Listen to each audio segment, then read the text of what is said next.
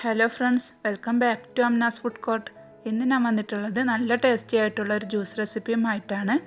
ഒരു ഫ്രൂട്ടും വേണ്ട ഈ ഒരു ജ്യൂസ് റെഡിയാക്കാനായിട്ട് പാർട്ടികളിലൊക്കെ നമുക്ക് സ്പെഷ്യലായിട്ട് ഉണ്ടാക്കാൻ പറ്റുന്ന ഒരു ജ്യൂസാണിത്. അപ്പോൾ നമുക്ക് നോക്കാം. ഈ ഒരു ജ്യൂസ് നമ്മൾ തയ്യാറാക്കുന്നത് ചിരങ്ങ വെച്ചിട്ടാണ് കേട്ടോ. ഇതിന് ചുരക്കാന്നും പറയാറുണ്ട്. അപ്പോൾ ഇത് വെച്ചിട്ടാണ് നമ്മുടെ ഈ ജ്യൂസ് റെഡിയാക്കുന്നത്. അപ്പോൾ ഇതിൻ്റെ ഒരു പകുതി ഭാഗമാണ് ഞാനിവിടെ എടുത്തിട്ടുള്ളത്.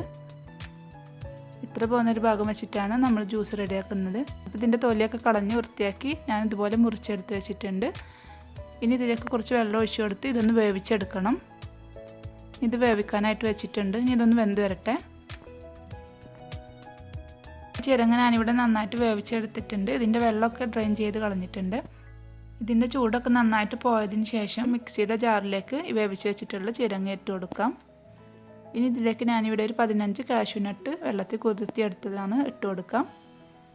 പിന്നെ ഒരു അരക്കപ്പ് പഞ്ചസാര ചേർത്ത് കൊടുക്കണം. മധുരം നിങ്ങളുടെ ഇഷ്ടത്തിനനുസരിച്ച് ചേർത്ത് കൊടുക്കാം. പിന്നെ ഞാനിവിടെ 2 കപ്പ് പാല് ഫ്രീസറിൽ വെച്ച് നന്നായിട്ടൊന്ന് ഐസാക്കി എടുത്തിട്ടുള്ളതാണ്. ഇത് ചേർത്ത് കൊടുക്കണം. പിന്നെ ഒരു 3 ഏലക്ക ഇട്ട് കൊടുക്കുന്നുണ്ട്. ഇതിന് പകരമായിട്ട് ഏലക്ക പൊടി ഉണ്ടെങ്കിൽ അത് ചേർത്ത് കൊടുക്കാം. ഇത് അടച്ചു വെച്ച് നന്നായിട്ടൊന്ന് അടിച്ചെടുക്കണം.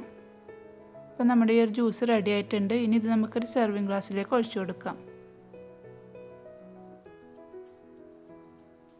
ഇനി ഇതിന് മുകളിലായിട്ട് ഞാനിവിടെ കുറച്ച് ചെറീസ് ചെറുതായിട്ട് കട്ട് ചെയ്തെടുത്തിട്ടുണ്ട്. ഇതിട്ട് കൊടുത്ത് ഒന്ന് ഗാർണിഷ് ചെയ്തെടുക്കാം. ചിരങ്ങ വെച്ചിട്ട് തയ്യാറാക്കിയിട്ടുള്ള അടിപൊളി ജ്യൂസ് ഇവിടെ റെഡി ആയിട്ടുണ്ട്.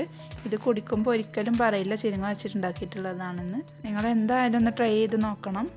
നിങ്ങൾക്ക് ഈ വീഡിയോ ഇഷ്ടമായിട്ടുണ്ടെങ്കിൽ ലൈക്ക് ചെയ്യാനും ഷെയർ ചെയ്യാനും ചാനൽ സബ്സ്ക്രൈബ് ചെയ്യാനും മറക്കരുത്. Thank you.